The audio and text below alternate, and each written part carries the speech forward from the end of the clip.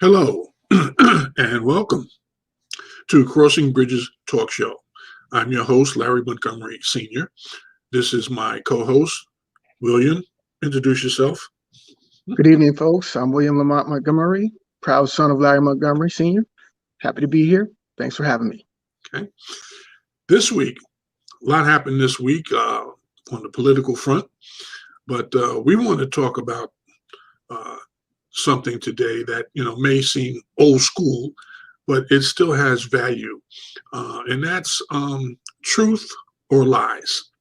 Okay, and as a parent, a grandparent, and a great grandfather, that's something that has become very important to me in my life, to know, to understand, and to deal with people who actually understand the difference between a lie and the truth. And there's a lot of thought that goes into that whole process. I mean, the typical example of for telling a lie, or justifying telling a lie, I'm sorry, is, your girlfriend, wife, mother, or whatever, ask you, significant other, ask you, well, how does this outfit look? And so in the back of your head, you want to just scream out that is too young for you. But you don't do that because you don't let that come out of your mouth because it would hurt their feelings. Now, the long and short of it is, for man, well, that's okay. That's a little white lie, because you intended it not to hurt their feelings. So you didn't want to tell them the truth. But the reality of that is that when they go outside with that outfit on and some stranger walks by and says, Jesus Christ, why are you wearing your child's clothes? Hmm. Then they feel, oh, well, why would you think that? The person who loved me said that it was fine. Mm-hmm. And so now the truth has come back at you. Because, of course, they're going to come back and say, well, people were so rude out there. They said my outfit looked young. It don't look young, does it? And now you got to what? Repeat that lie?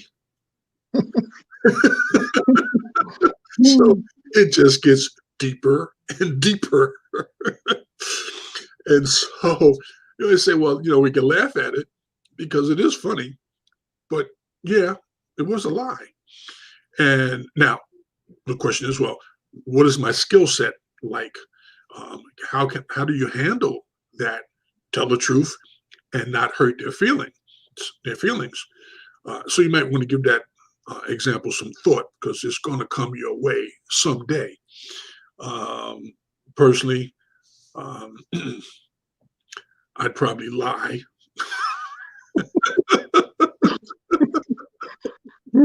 Because it's easier to tell a lie than to tell the truth. It is. If you say something, listen, I have opened my mouth and said, no, that doesn't really work. And the response was, who the hell are you to tell me what to work? Yep. Darned if you do, darned if you don't. So. Right. So you sit there and you say, well, why did you even ask me? You're going to say something foolish. Mm-hmm. But okay. But, you live and you learn and you try to hope that you can avoid that situation until you figure it out. So anyway, let me give you a couple of items and then we'll talk about it. But I think that's probably the greatest example. The truth about lying. And here's another example, which I just gave. For your birthday, your aunt knits you a sweater that is, well, downright hideous. You tell her, one, I'd go out in an army blanket before I wear that. Or two, that would look better on a peacock. Or three, it's beautiful and I really needed a sweater. So the article goes on. If you choose the third response, well, you're a liar. Don't feel bad, however. If the truth be told, most of us lie to some degree, especially when faced with an alternative like hurting the feelings of a person, especially someone you care about. So some of us, however, lie so often that we don't realize we do it. That's when it becomes a problem that may require professional help. So what's the difference between being a diplomat and being deceptive? The most common fibs are relatively harmless ones. They're minor evasions told to avoid hurting someone's feelings or to avoid conflict. And so it goes on to say, let's see, let me finish that paragraph. For example, you say, of course, I'm not angry. Let me see here. I'm not angry. You were 40 minutes late. Behavioral experts seem to agree that these white lies are acceptable in moderation to preserve social harmony. Now, telling a lie versus constructive feedback, you have to figure out how to, again, couch it so that there's no risk of confrontation. Because as I said, you tell that kind of a white lie or fib, you could actually destroy your relationship because now the person you cared about can't trust you. They asked for your earnest opinion, and really we know that they didn't really want your earnest opinion. They were hoping that it was going to be what they thought it was going to be. But anyway, so we go on here. Here are some questions that you should ask yourself. Would anyone be harmed if I withheld a bit of the truth? Can someone change and grow from my honest feedback?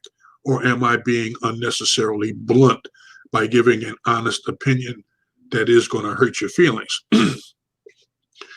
How would it feel if someone held the truth from me under the same circumstances? Is avoiding the truth in this situation an act of cowardness or of compassion? The main reason people lie is, this guy's going on to say, the main reason people lie is low self-esteem. They want to impress, please, and tell someone what they think they want to hear.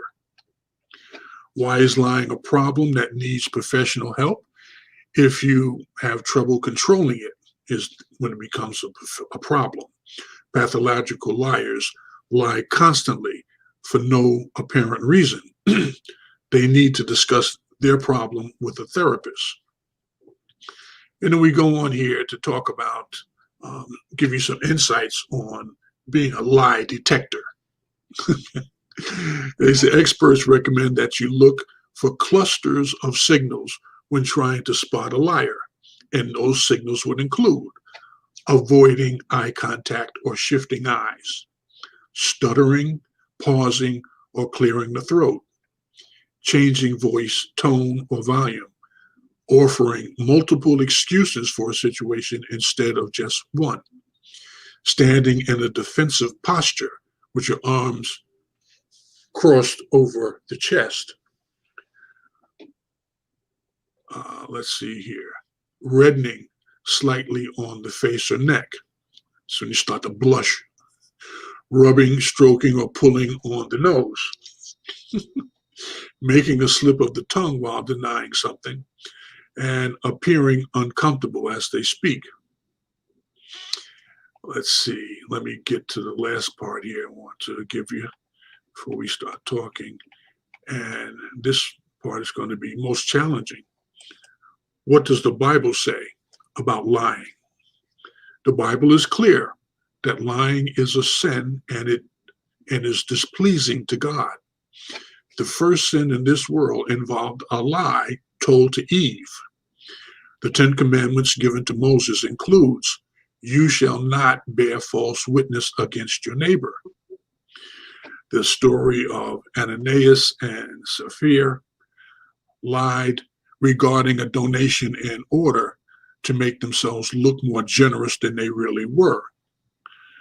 And this is Peter's rebuke is stern, Aeneas, why has Satan filled your heart to lie to the Holy Spirit? That's in Acts 5:3. God's judgment was sterner. The couple died as a result of their sin of lying. And that's found in Acts 5:1-11. We go on here. Lying is listed in 1 Timothy 1:9-11 as something practiced by the lawless. Furthermore, liars will be among those judged in the end, and that's in Revelations 21:8. So here's what we're going to start with. Now, so we know what the Bible says about lying. We know what typically happens in life from man's perspective, justifying our lying. So what do we do when we explain lying to our children? This is where you respond. Oh, I wasn't sure if that was a question or not.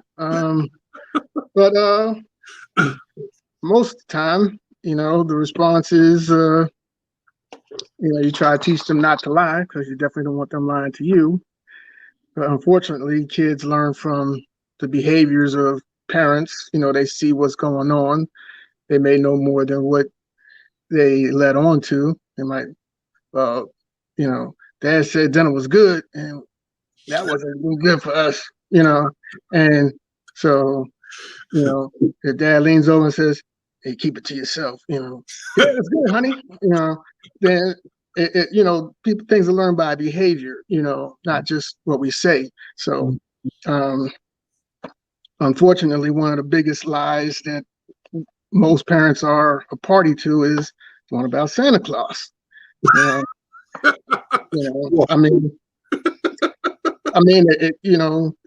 For some people, it's traumatic when they find out that Santa Claus is mom and dad. Like, really, you didn't know that until you was like 18, 20, or okay, you really thought a big jolly guy came down the chimney and gave presents away for real?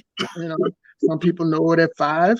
Some people don't know it till their 20s and 30s. I mean, some people still believe in Santa Claus, but they'd be like, "Well, my mama said Santa was coming." Okay, how old are you? 47. All right. You keep believing that, all right. But, I mean, it's one of those things, we want to cheer up our kids, and it's something that, we do as a nation, I guess. I mean, I'm pretty sure there might be some other nations that celebrate Christmas like that. But yeah, I think in Germany they call it Nicholas or something like that, and they celebrate on the 24th. But I don't think they have a Santa Claus, but just celebrate that holiday. But this is just something that it's like we're all a part of it. And, I guess so it starts from early on with, us teaching the kids this and learning from our parents and things of that nature. And then little things start happening. Okay, well, I don't want to disappoint mom, so I'm going to tell this story. I don't want to disappoint dad, so I'm going to tell this story, and you got a nation that kind of, fudges the story a little bit, tweaks it a little bit, and it happens. I mean, some people are able to look through it. Some people can't.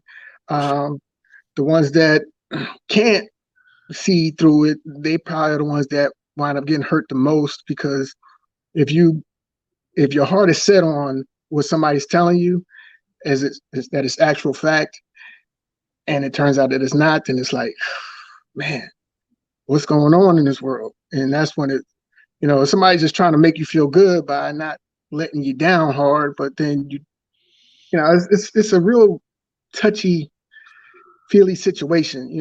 It's like you're darned if you do, darned if you don't. I'm trying to do the best thing that I can, but then are they going to be hurt in the end anyway? Yeah, so it's like I really can't keep my mouth shut. I'm gonna say something, whether either I'm gonna blurt it out, tell you the truth, or I'm not gonna tell you the truth. You're gonna be hurt now, you're gonna be hurt later. Listen, you can be honest with me now. What did you do when you had to play Santa Claus? I never played Santa Claus. Really? No, I never played Santa. I mean, I bought gifts, Yeah, well, come on. Give me the gift part there. the kids knew Christmas was coming. They saw it. Did you have a tree? Yeah, we had a tree. Yeah. So they knew something special was happening because that tree wasn't there on the 4th of July. So now what? Yeah. I mean, honestly, I never really gave it any thought. I mean, actually, we did take the kids to sit on Santa's lap when I was stationed in Hawaii. And almost everywhere has a Santa sitting somewhere, and the kids sit on Santa's lap and say, "Oh, I want this for Christmas." You get a picture with Santa, and then you go on. I mean, but as far as like a discussion, like, "Hey, Santa's coming," and this, that, and the other, I don't think we had it. I don't remember having it. If I did, and if I did, sorry, kids. Well, that's usually a conversation that the mother has with them because she's pretty much there most of the time, and they confide. People confide in their mothers before they come to their fathers and talk about anything. Usually, they come to the father when it's a problem, trying to figure out, I need help. Santa didn't bring me all my presents, Dad. Right. I get him. I go back to school in a week, and I ain't got nothing. Don't worry, Dad'll fix it. Gotcha. Yeah. I get paid on Friday. You'll have some Saturday morning. But anyway, it's interesting because in my search for enlightenment on Google, the topic of Christmas didn't come up. The example was the two examples I gave you, telling somebody who you care about, responding to their request. Well, how do I look? Or does that food taste good? I spent all day in there cooking it, and I want to know if you like it. I don't really eat food nowadays. I just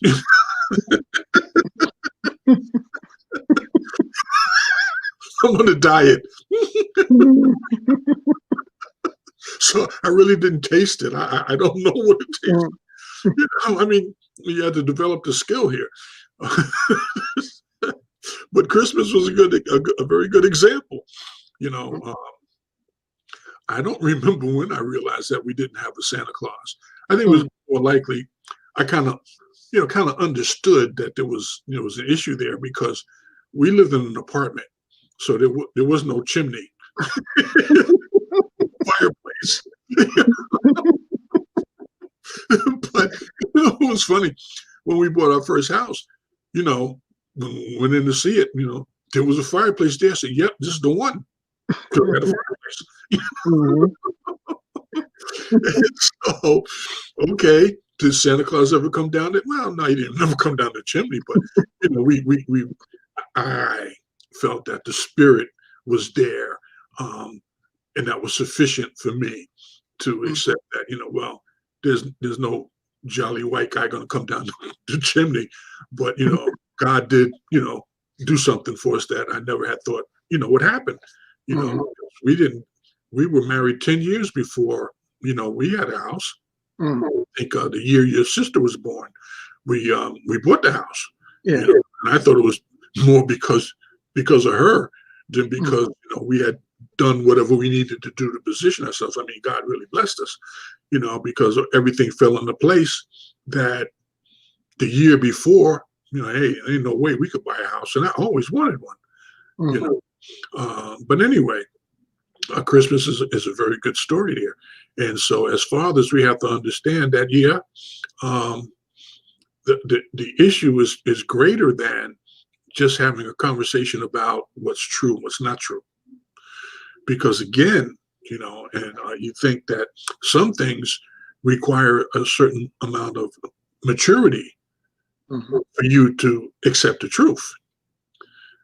Because again, listen, if I told you there was no Santa Claus at 3 years old, by the time you got to kindergarten and the kids were going home for Christmas, well, what are you going to do, William?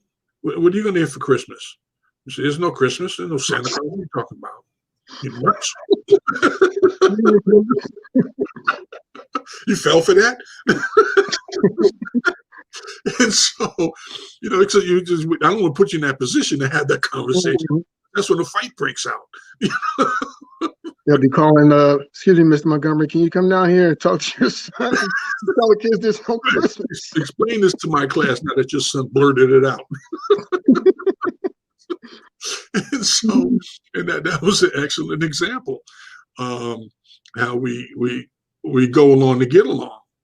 You know, we knew, your mother knew that, Christmas was going to happen unless we reach in our pocket and made it happen. Mm-hmm. Yep.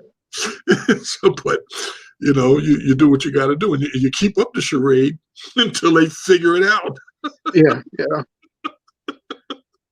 Oh God, and the kids are sitting there looking at it. Don't say nothing, because ain't no Santa Claus coming here. So I'll put the back packages in the back room there. Come on. They played you. What do you mean there's no Santa Claus? Get real. Come on. Buy a clue. Anyway, okay, so beat that horse to death. Back to lying. Yeah, that's an issue that needs to be addressed, because again, you want to teach your children to be trustworthy, to be able to tell the truth, to feel comfortable. And sometimes telling the truth is uncomfortable. You ask a group of children, hey, everybody have a good breakfast this morning, and they're all in the same class. How many of the kids you think going to step up and say, I didn't eat this morning? Probably none. Right. So you got to be, we have to understand, and I'm not justifying lying. Mm-hmm. I'm just saying, you got to understand what the situation is when you open your mouth and you're looking for the truth. Yeah.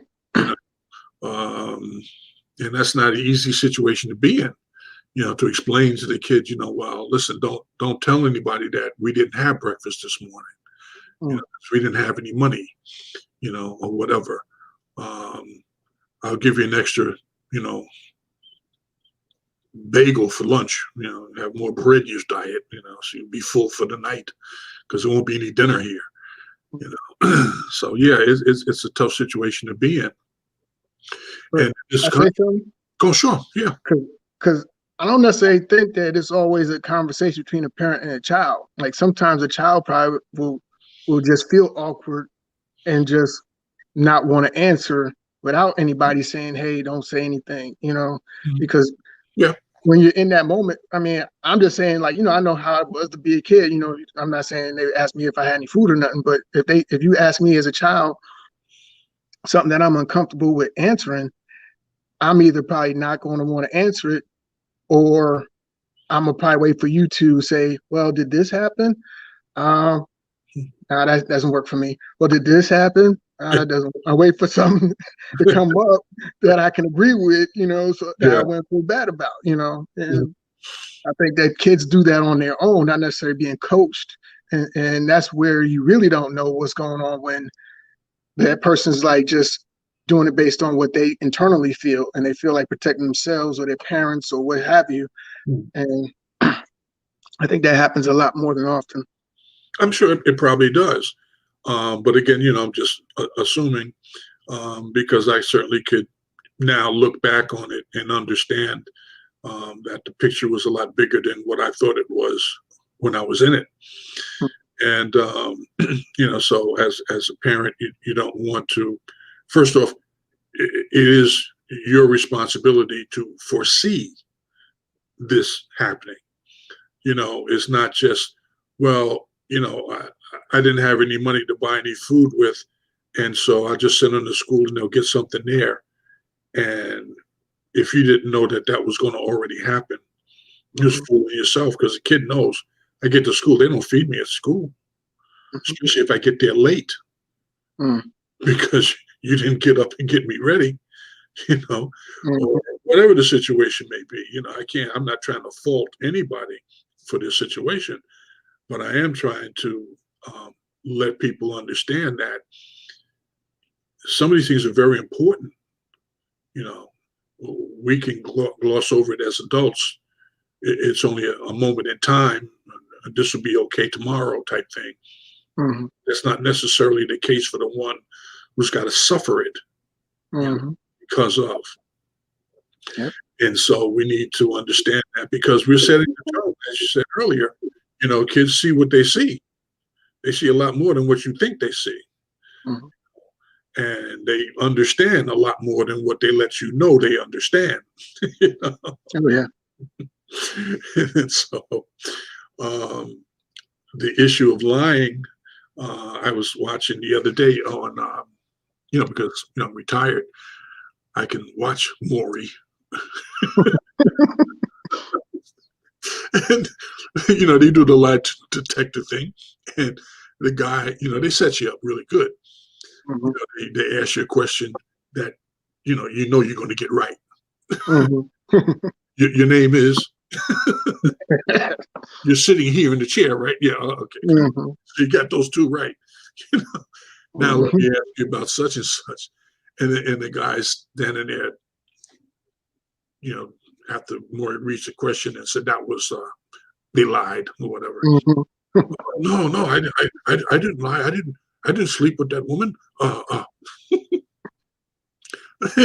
And after a while, Maury will step up and say, "Look, this is the time to really tell the truth. Mhm. You really should have told him on the plane here, but you didn't. So anyway, Mhm. we'll gloss over that. And Mhm. this is the time to tell him now and be honest and open. No, I didn't do it. I didn't do it.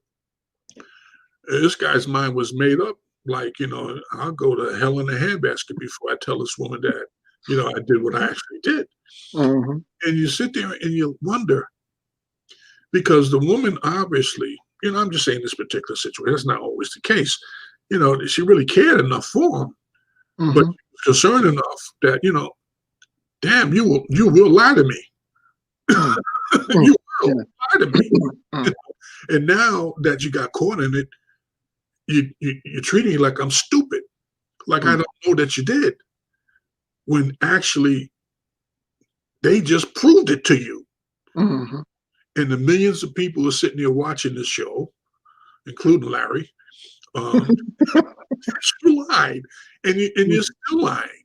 And so the thing I'm trying to get to is we need to understand and accept the fact that when the truth comes out, it's the truth. No sense in lying about it anymore. No sense in trying to hide it because it's already out. You cause damage that is irreplaceable. I mean, unrepairable.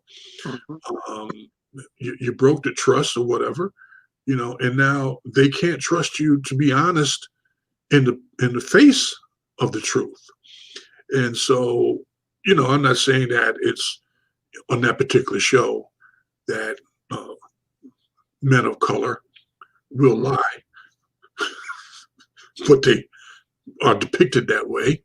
Mhm. And it's funny as heck to sit here and watch it, but it's sad the reality that they go home and they think it's acceptable behavior. And Maury's show is out there. It's going to be out there forever because of the internet. You can find it, you can Google it, and you can watch it, and you can see that person, your father, grandfather, lie. Mhm. you know, and so people question everything else that comes out of your mouth Yep. because of that one lie, whatever it was about. You know, even that little white lie about, does that fit really look good on me? Mm. They really can't trust you. They may gloss over it, but they know that, they might have to ask you 2 or 3 times to get the truth out of you. Mhm. And so it's important to tell the truth. It is, and yeah, there's a time for the truth. You may have to tell say, no, I can't talk to you about that right Mhm. Yeah. now. What are you doing? I'm thinking. I'm thinking. That's what I'm doing. I can't answer your question right now. Yep. Whatever it is. Um, People get the sense when you're going to tell them something that's going to that's not going to be favorable. Yeah. They do. And sometimes just the way you broach it, you could get away. Yeah, no, that suit, yeah, that was good in 1930-ish. Mhm. I don't think people can appreciate that. Yeah. Yeah. That look. And It so, doesn't, it doesn't show your natural beauty like it. Like, yeah, yeah. yeah. Try another one, please. I really like the brown shoes, not the green ones. Green, the brown. But my favorite color is black, Is it raining out there? Shouldn't you wear the rubber boots, not the sandals? Yeah. But anyway, and that's a minor lie. They can get progressively more serious.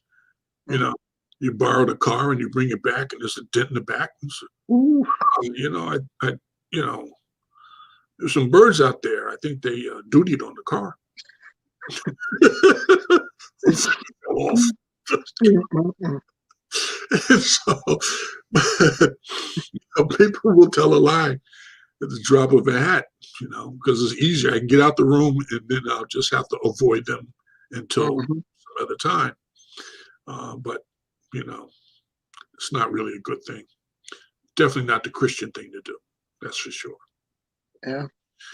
So now we're in this 30 minutes now. Larry ain't showed up. And I don't hear him calling. I should text. You want to text? That would lock up my screen if I did it because I'm on my phone. Let me text him. Okay. And while I'm texting him, you can give some thought to what we're going to talk about next week. Next week is after Thanksgiving. Oh yeah. Have we had any comments made or recommendations? Any onlookers? Announcement? Huh? You want me to make my announcement? Yeah. Good evening, everyone. We would like to extend invitation to send your comments as far as topics that you would like to see us converse about, a father to son, son to father. It doesn't always have to be son to father. I mean, father to son. It could always be son, it could be son to father too, because I know there's some young folks out there that may have some topics that they might not think about to bring up to their father. So, if you want me to ask my father, for you, I could be your surrogate, so just send us a comment, let us know, hey, I got some questions about this. I got some questions about that, please make sure that it's not politically correct, but, for the masses, it can't be too explicit, stuff like that. I will try my best to present it in a reflective fashion, that's all I can try to do, but we look forward to any topics, any comments, they will be filtered, obviously, we can't talk about every topic, but we can do our best to try to talk about ones that really concern, multitudes of people, I mean, it may concern me. I just may not have thought about it. It may be a topic that pertains to me or my brother or your brother or, a family member or uncle. So please feel free. Okay. So I text him. Okay. No response yet. But another thing, which we talked about earlier before the show. Okay. About people who need something and they go down the list of their regular, suppliers, and then they finally come to your name. They ain't spoke to you since when, they ask you to help them. I certainly, on the one hand, my heart goes out, because I certainly can understand if there was something that I really needed and I really had very few people that I could go to get it. And we're talking about money, Hmm. and because you want to be independent as possible. I mean, you really do. But if you really, really need something, you want to know who you can go to and ask, and you want to treat them right. Hmm.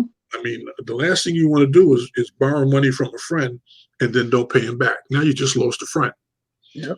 and you lost someone who obviously had the ability or had the capacity to manage their money better than you did, or their situation is better than yours, so they don't run into that problem.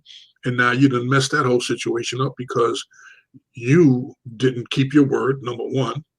And number two, you didn't think enough of that person to realize that just because they have it doesn't mean that they've got it for you. They may have that money for other things, like they like to do. That's why they work hard to get it. And if it's just holding on to it is what they like to do, that's what they like to do. Can I And throw something in on there? sure. Because I think another part that was missed was that if this person genuinely cares enough about you to give you the seed that they've been sowing, and that when you don't return that seed to that person for them to replenish their stockpile or whatever, you're pretty much discarding that genuine care that they have for you.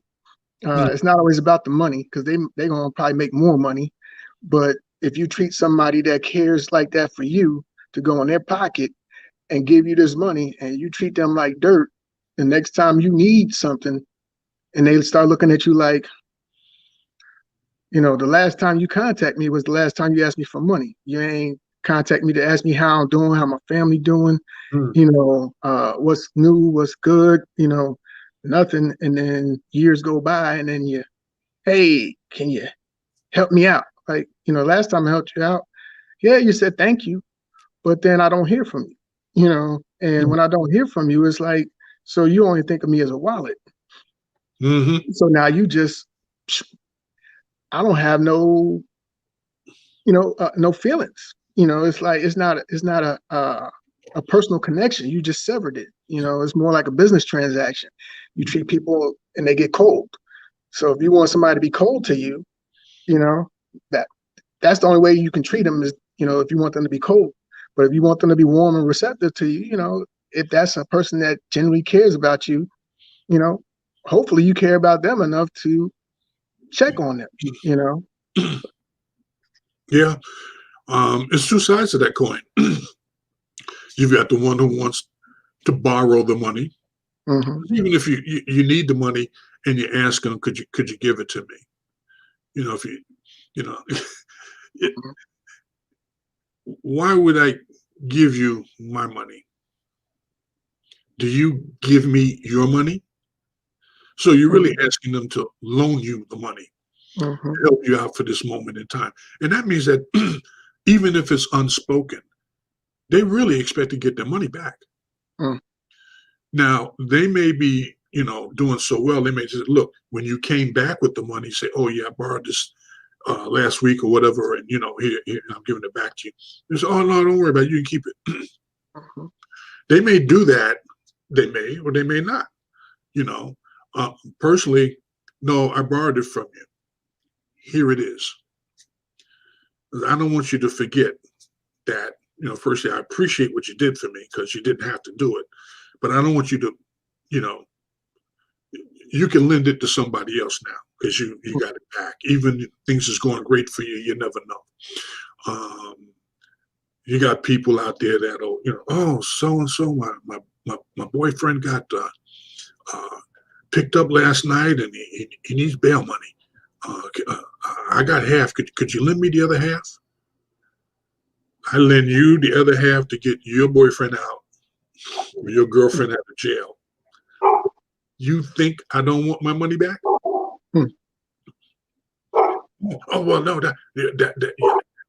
that's there. They have to pay you back. No, you borrowed it from me. Hmm. You be the one be paying it back. Yeah. You need to get it from him or her or whatever. That's on you, and that's on your dime and your time. I want mine back on such and such a day from you. Mm-hmm. Otherwise, the fight's going to break out, and it's just going to be me and you. Mm-hmm. You see, and so, but then you got to go to court. I mean, most people, civilized people go to court. Me, no, the fight just broke out, and I want my money.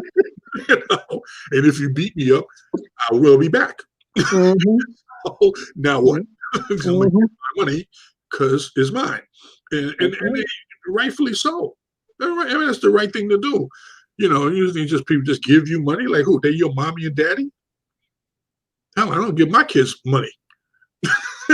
I'll lend it to you. I don't give it to you. Nah, Yeah. I give you money. You got that dollar? That 50 cents I gave you, 63. Keeping a record here. People do that, and it's really, and women fall for it all the time. Listen, girl, you work hard for your money, and then you're gonna give money. Listen, that fool ain't got no money. There's some other issues there that you need to examine. Because he want to borrow money from you.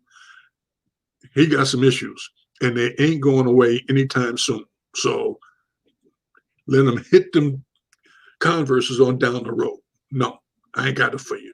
And if you got a problem with it, tell him to call me. I'll explain it to him. I mean, yeah, it might be old school, and that's where you come from. But the reality is, it's the right thing. You're a grown man. You can't come up with your own money, then you don't need to be involved in that. We going out to dinner, and now I'm paying. We going to McDonald's. You paying? We going to Olive Garden. Really? No. You going home? Because I'm taking company to White Castle.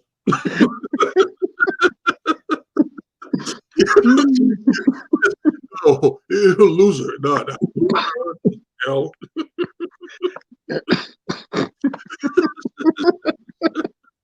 I couldn't understand that kind of thinking there, but anyway, all right. So what we gonna talk about next week? Yeah, you said it was after Thanksgiving. You cooking for Thanksgiving? Now you asked me that last week. I might do a turkey. I might. I gotta figure out what I'm gonna do with it. You better know what you're doing. You're talking about doing the turkey. Now, if you're gonna do the salad or the Kool-Aid, you start there and then work your way up. Kool-Aid might be a challenge for me. You got to get that sugar level right. You know what I'm saying? Can't have not enough sugar. Diet. Diet Kool-Aid. Really? Put 3/4 of a quart of sugar in there, and then put a couple of ounces of water. You know how the Kool-Aid get made. You know how Kool-Aid get made. half a what they call that? Not the jar. Pitcher? Pitcher, yeah. A pitcher of sugar, and put the water in there. Stir it up. That's it. Yep, that's it. If it's too sweet for them, they could always add water. They could add more sugar. Well, you know what they used to call that, right? You used to call that ghetto-aid. Put more sugar in there than recommended. What flavor is it? Sweet? We spin around the house all night long. Is this grape? No, that's a sweet flavor.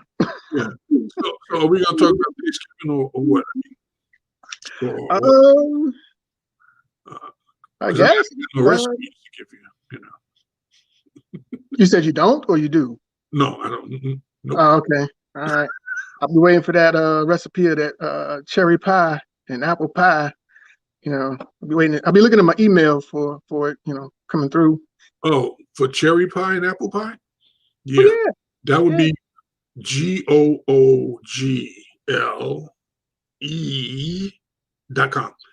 Okay. Both of those right there. All right. I'll So get that one, and sweet then I'm gonna potato see pie, about. that might be something I could probably find somewhere around here. But what was that? And no, I'm not going to repeat. You might be expecting something. Like Santa Claus? Yeah. So Santa Claus gonna bring it this year. Then I'll know. Not to expect it. So anyway, so we talk about the food or whatever. And, Mhm. I'm a little concerned about that because, not everybody's going to have a good Thanksgiving, man. I mean, there been no stimulation checks coming. And that ain't good because Yeah. Christmas is coming. And I ain't been stimulated. So now what I'm going to do? Yeah. You know? It is. It's rough. It's rough. Your boy Mitch McConnell, he ain't doing the right thing down there. He got reelected. I tell you, I have not seen a state as poor off as Kentucky is. And this man keeps getting elected. I don't know what those people thinking down there. I really don't. Actually, I don't know. I had a friend of mine. She left Georgia and went up there to Kentucky. I guess it's all right up there. Oh, yeah? I don't know. I mean, I've been through there before. Get back out of there. Huh? We can't afford any gas to get back out of there. I mean, she actually her family's from there. She was like, I'm gonna be up there close to my family, and I can buy some land. I was like, okay. I'm like, you sure? I'm like, yeah. Actually, she does my taxes, so she was like, yeah, she loved it up there. I'm like, okay, Must be plenty of vacant lots up there. I agree. I mean, she was talking about getting a house built, so I don't know if she got it done yet, but she's up there like around her family, and but yeah, I was like, I don't even know much about Kentucky. I ain't looking forward to go there neither. Yeah. I've been through there once. Yeah, I'm hoping Georgia do the right thing with this runoff, because it's tough to be a president and your party has no pull. You can't get anything passed, because then no one can really hold you accountable because your excuse is, well, the other guys they wouldn't go along with me. All the things that I wanted to do, like you told me to, I couldn't get them done because they wouldn't vote with me. So when you have a president that has the Senate working with him, now we can see what you can do. Now we can see how, when it comes around to a second term or whatever, yeah, you did the right thing. You made things happen, and I don't have a problem voting you back in. I don't care what party you're in. If you're doing the right thing, hey, that's all I'm concerned about. Hey, personal, I don't know you like that, but you're not getting anything done, and everybody's beating my head in, and they won't vote for me, and they won't, move my projects ahead, and yeah. So why the heck did I put you in office? I shouldn't waste my vote. But anyway, okay. So we'll be prepared to talk about Thanksgiving and or Christmas because it's coming, or we'll see what happens. Mm-hmm. Okay. All right. So let me thank you for participating this week. Appreciate your time. Love you. Love you too. We will be out and about in about